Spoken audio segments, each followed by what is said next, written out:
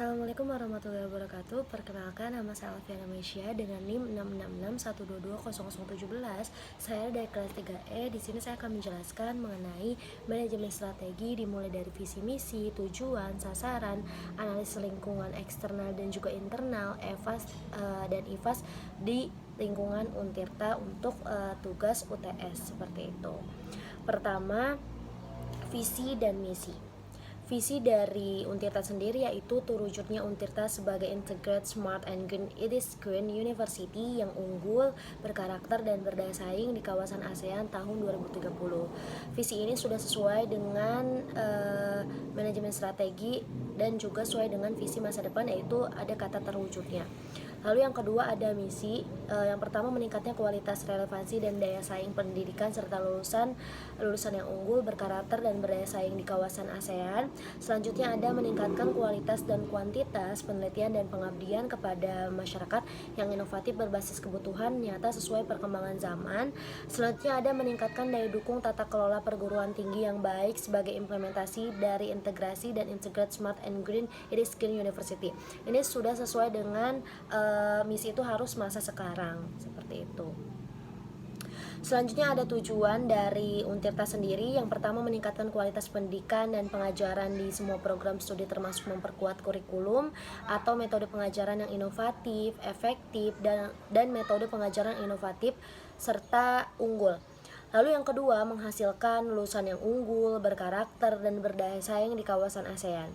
Lalu yang ketiga, menyediakan lingkungan akademik yang kondusif dan juga mendukung untuk pengembangan potensi mahasiswa dan staf akademik. Selanjutnya, mewujudkan dosen dan pegawai yang bermutu dan berkompeten. Dan yang kelima, menghasilkan produktivitas, penelitian, dan pengabdian masyarakat yang unggul.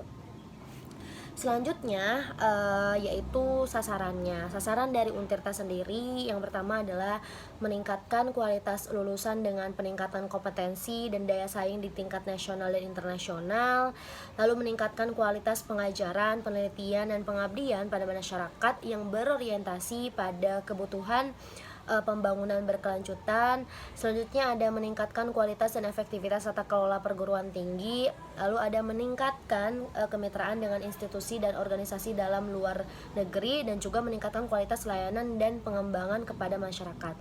Ini belum sesuai dengan prinsip SMART dan belum ada waktunya seperti itu. Jadi memang masih sesuai dengan tujuan, ada lokasinya, tapi waktunya itu belum ada seperti itu untuk tujuan dan sasaran dari Untirta.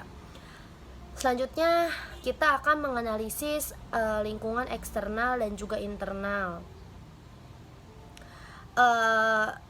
Yang pertama ada ekonomi, pertumbuhan ekonomi yang stabil dan terus meningkat memberikan peluang untuk pengembangan infrastruktur, perolehan sumber daya manusia yang berkualitas, dan peningkatan kualitas pendidikan dan penelitian. Lalu ada juga eksternalnya, itu ada basis kultural, yaitu kondisi sosial budaya yang berkembang dalam masyarakat dan mempengaruhi persepsi masyarakat terhadap universitas. Selanjutnya itu global, itu pengaruh global ya, seperti adanya persaingan antar universitas di negara lain, perubahan kebijakan di luar negeri, serta kebijakan internasional di bidang pendidikan juga dapat mempengaruhi lingkungan eksternal dari Universitas Untirta itu sendiri.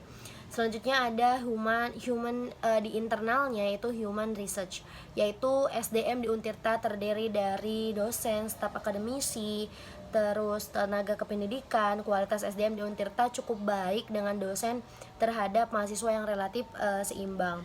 Selanjutnya ada finance atau keuangan. Dalam aspek keuangan, Untirta perlu memperhatikan pengelolaan dana yang baik dan transparan serta memastikan adanya dana yang cukup untuk membiayai seluruh kegiatan pendidikan dan penelitian. Lalu ada teknologi. Teknologi merupakan aspek penting dalam dunia pendidikan saat ini. Untuk mengikuti perkembangan teknologi yang semakin cepat, Untirta perlu meningkatkan infrastruktur agar internet dan laboran dapat meningkat canggih. Oke, selanjutnya kita akan menganalisis mengenai IVAS dan EVAS. Yang pertama ada strength dengan bobot, rating, dan skor, yaitu bobotnya 0,50, ratingnya 4,333, terus juga skornya ada 1,55. Terkait dengan reputasi dan akreditasi akademik yang kuat, tenaga pelajar dan staf yang berpengalaman, pusat dan fasilitas penelitian yang memadai, tingkat kepuasan dan referensi siswa yang tinggi. Selanjutnya yaitu weakness. Weakness terkait dengan keterbatasan sumber daya keuangan, sarana dan prasarana yang sudah ketinggalan zaman, terus ada layanan dukungan siswa yang tidak memadai, kualitas program yang tidak konsisten antar fakultas. Bobotnya itu 1,00 dengan skornya itu 1,00 dan subtotalnya 1,00 dengan totalnya 2,55. Selanjutnya opportunities. Kita kan sedang menganalisis SWLT. Lalu selanjutnya opportunities itu terkait dengan meningkatnya permintaan akan pendidikan tinggi, meningkatnya permintaan untuk program STM, program terkait, terus inisiatif pemerintah untuk meningkatkan kualitas pendidikan, peluang yang muncul untuk pembelajaran online, bobotnya itu 0,40 dan skornya 1,20. Selanjutnya ada threats. Nah, threats itu terkait dengan persaingan ketat antar perguruan tinggi di Indonesia, terus ada penurunan pemerintah untuk perguruan tinggi, meningkatnya biaya pendidikan dan mengubah preferensi dan harapan siswa, yaitu bobotnya 0,40 subtotal dan totalnya 1,00 dan skornya 1,20 dan totalnya itu 2,40. Selanjutnya ada interpretasi dari nilai EVAS dan IVAS.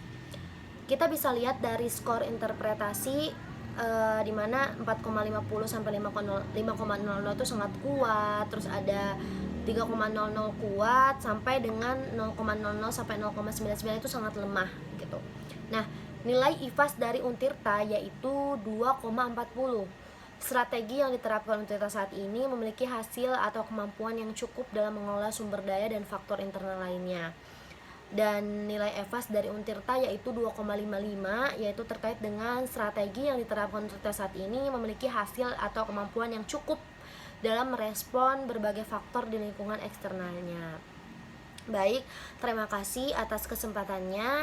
Kurang dan lebihnya mohon maaf. Wassalamualaikum warahmatullahi wabarakatuh.